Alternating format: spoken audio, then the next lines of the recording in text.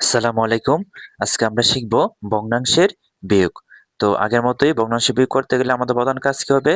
হরের লসাগু বের করা। তাহলে ৪ এবং ৫ এর লসাগু কত আমাদের? ৪ ৫ যা ২০। এই লসাগু দিয়ে আমরা প্রথমে হরকে ভাগ করব।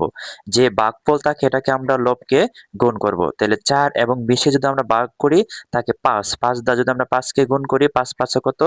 ২৫। তারপরে মাইনাসের মাইনাস। এখন ৫ দ্বারা যদি আমরা ২০ এর ভাগ করি তাহলে ভাগফল থাকবে ৪। ৪ দ্বারা আমরা লবকে গুণ করব। লব কত? ৩। তাহলে ৩ ৪ এ কত? ১২। ওকে। ধরেন ২০ এর ২০ আমরা যদি ২৫ থেকে ১২ বিয়োগ করি তাকে আমাদের কত? ১৩। একইভাবে সবগুলাই বিয়োগ হবে। আমরা একটা বিয়োগ করলে সবগুলা বিয়োগ পারবো। আসসালামু আলাইকুম। আজকে আমরা শিখব ভগ্নাংশের বিয়োগ। তো আগের মতোই ভগ্নাংশ বিয়োগ করতে গেলে আমাদের প্রধান কাজ কি হবে? হরের লসাগু বের করা। তাহলে ৪ এবং ৫ এর লসাগু কত আমাদের? ৪ ৫ যা ২০। এই লসাগু দিয়ে আমরা প্রথমে হরকে ভাগ করব। যে ভাগফল থাকে এটাকে আমরা লবকে গুণ করব। তাহলে ৪ এবং ২০ এ যদি আমরা ভাগ করি তাকে ৫, ৫ দ্বারা যদি আমরা ৫ কে গুণ করি ৫ ৫ এ কত? ২৫।